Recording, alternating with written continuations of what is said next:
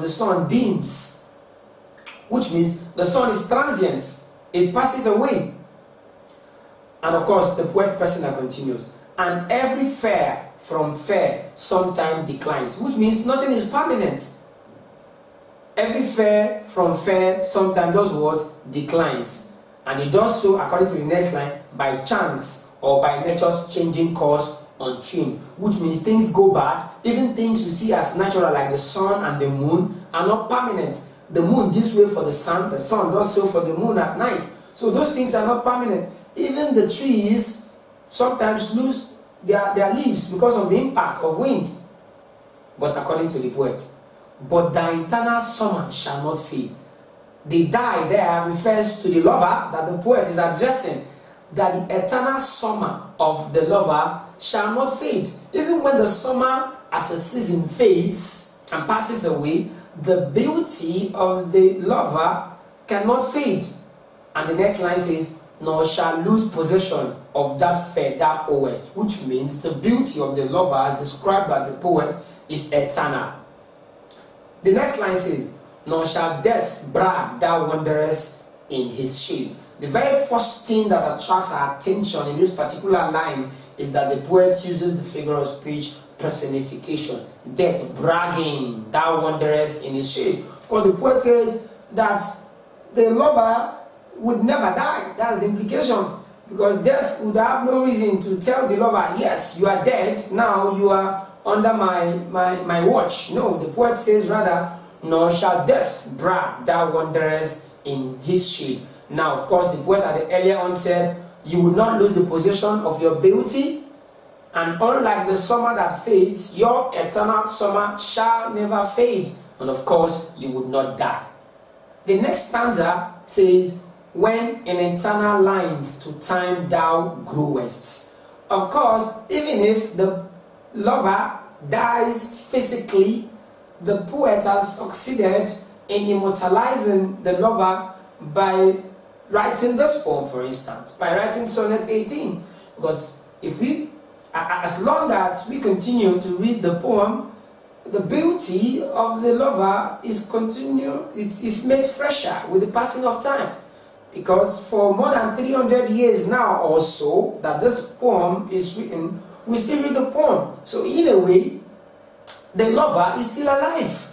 And the last two lines says, so long as men can breathe or eyes can see, so long lives this, and this gives life to thee. Which means the poet Persona has succeeded in immortalizing the life of the lover by making sure that the beauty of the lover is written out as a poem. As you can see, this poem is all about the relationship, the idolization of the poet Persona's lover. That's the poet Persona's lover. We do not know exactly if the poet was addressing, or rather is addressing, a male or a female, but we can guess that the poet Persona is addressing a female lover. Now, I think we've taken care of line-by-line analysis of this poem. But of course, don't forget, like I said, that the poem is written in 14 lines. That's the subject. That's the form. And of course, later as we go ahead, we shall look into other parts of the form, which will include rather the rhyme scheme and all of that. Now, let's quickly talk about the themes. There are a whole lot of themes deducible from this poem, but we shall focus on just two. The first is immortality of life, and the second is celebration of true love. Let's talk about immortality of life. Yes, what the poet Persona does is to immortalize the life of the lover. Even when the lover dies, people still read about the lover in the pages of the book. So the poet Persona's lover remains immortal. She never dies because we keep reading about her, and of course we still admire her beauty. Imagine the beauty that never dies. Imagine the beauty that is better than the summer. Imagine the beauty that is better than the trees. Imagine the beauty that is better than the sun, than the moon, than the nature at large. It's a very wonderful beauty to behold. And whenever we read this piece of poem, we imagine in our mind's eyes the elegance, the beauty of this lady in question. So, Shakespeare has succeeded, as it were, to immortalize the life of this lover of his. The next theme is celebration of true love. Of course, you know the image of the summer, the beautiful trees, the beautiful breeze, and all of that actually creates in our mind's eye the image of love, the image of adoration, the image of worship. It's as if the poet personally almost worships the lady in question. So love is being celebrated. And of course, one may begin to wonder if the lover reciprocates such gesture.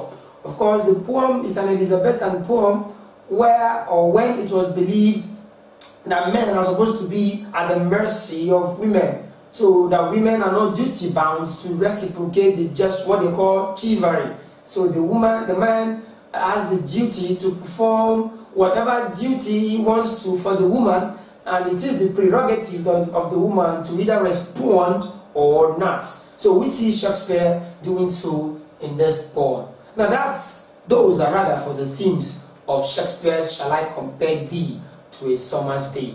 The next thing is the form. Of course, every poem can be divided into two main parts. One, the content, the other one, the form. The content takes care of the thematic preoccupation of the poet, while the form takes care of all other artistic manipulations that the poet has put in place in terms of stanzas, in terms of rhyme scheme, in terms of all of that. Now, let us first of all talk about the stanzas.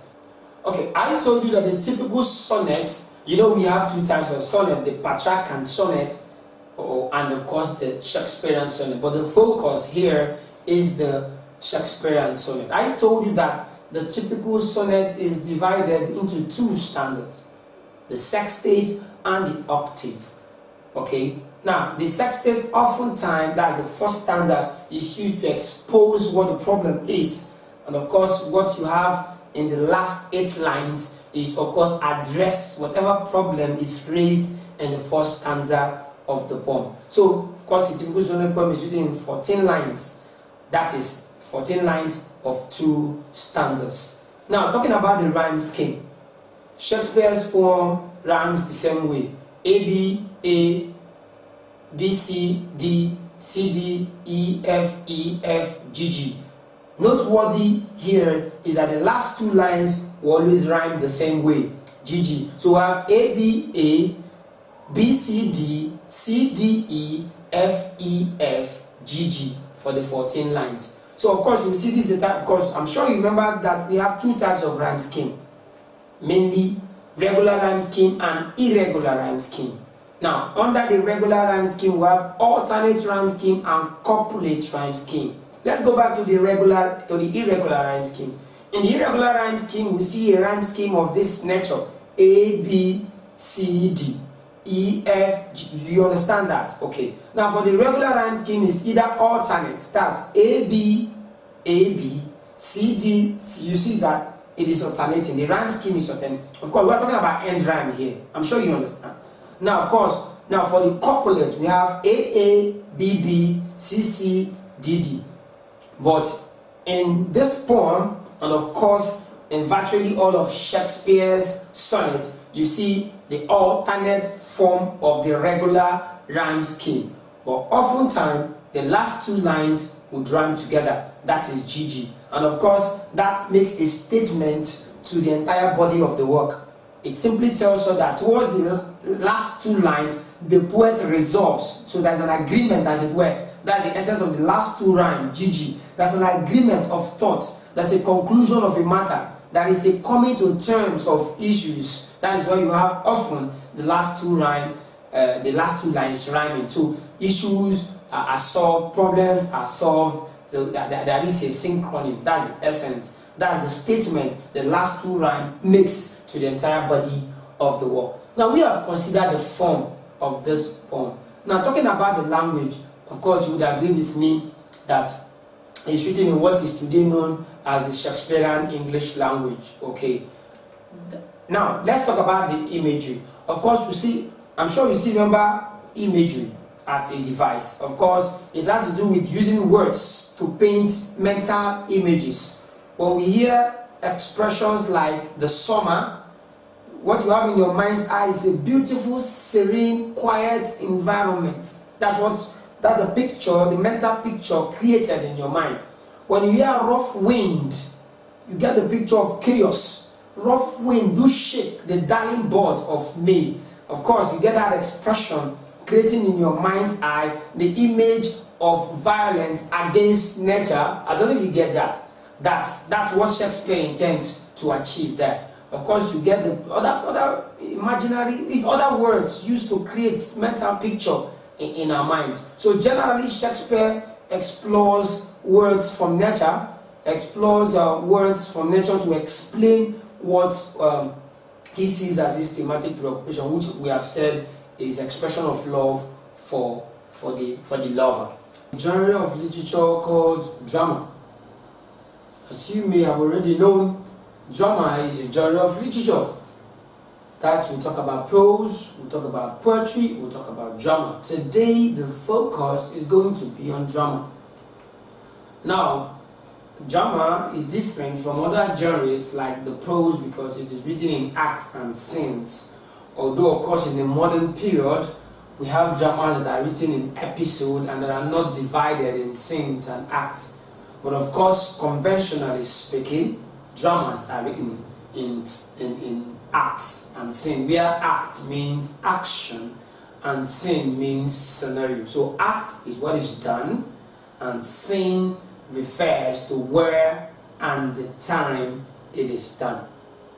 Today, our focus is going to be on Oliver Goldsmith's She Stoops to Conquer. But before that, let's quickly say that drama is divided into comedy, tragedy, and tragicomedy. Okay?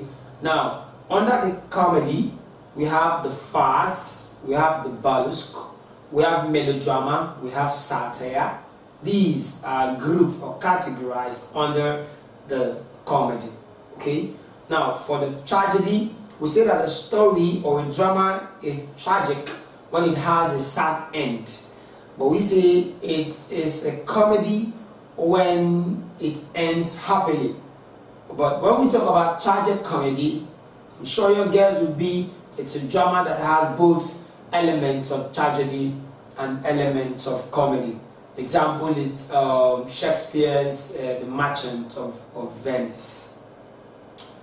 Today, like I said, the focus is going to be on Oliver Goldsmith's She Stoops to Conquer, which may be categorized as a comedy. So under drama, Oliver Goldsmith's She Stoops to Conquer can be referred to as a comedy because of its happy ending. Let us start with the background of Oliver Goldsmith's She Stoops to Conquer. I'm sure, like I told you the last time, that you still remember that the background of a work of art, or even the author or the playwright in the case of a drama, helps in no small measure to understand the thematic preoccupation of the playwright. In the case of Oliver Goldsmith, the idea of the work was suggested to the playwright by an incident in his boyhood. Okay, so we have some element of autobiography in Oliver Goldsmith's She Stoops to Conquer. Now let's quickly go to the setting of this work. The setting of the work of art has to do with both the time and place of action.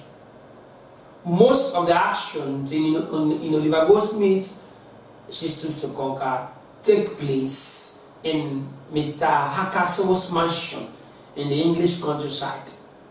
Talking about the temporal setting, it is in the 18th century. And that's for the setting. The next is the plot. You remember I told you that the plot is the skeleton, as it were, upon which the story hangs. Some people have said that the plot of a story has got to do with the arrangement of events with emphasis on causation. Now let us quickly talk about the plot of Oliver Goldsmith's She Stoops to Conquer. The play revolves around young Marlowe and Kate. Marlowe's father, Mr. Charles Marlowe, is interested in his son Marlowe getting married to the daughter of his old-time friend, and that is Mr. Hakassel. And so Mr. Hakassel is in the countryside waiting for the arrival of young Mallow to come and take the daughter in marriage. And so Mallow has set together with his friend Mr. Hastings en route the house of Mr. Hakassel. And so on their way, they meet their way to the house of Mr. Hakassel. They find themselves in a place called Three Pigeons Tavern. That's a drinking spot. So, because it was getting dark, they needed to ask a number of persons in that drinking spot to direct them to the house of Mr. Hakassel. And they stumbled into this young man called Tony Lumpkin. Tony Lumpkin is the son of the wife of Mr. Hakassel. The son he brought, or rather she brought to the house of Mr. Hakassel. Okay. And so Tony Lumpkin, from the beginning of the play, we are told that he is a young man who drinks so much and enjoys himself with practical jokes. And so he pulls a prank rather on Mallow, that's Mr. Mallow, and his friend Hastings. He tells them that the house of Mr. Hakassel is very far from the Three Pigeon Tavern, very far. And that if they continue on their journey, they may not go there till the following day.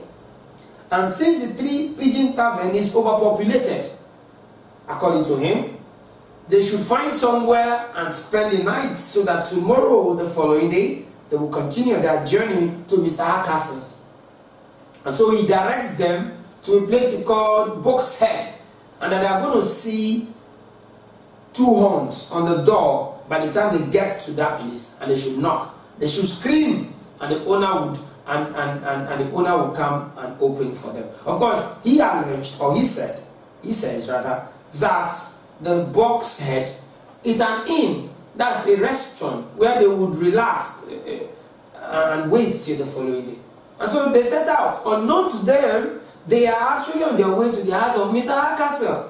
But Tony Lumpkin deceives them by saying that that's an inn, a relaxation center, where they would stay and wait till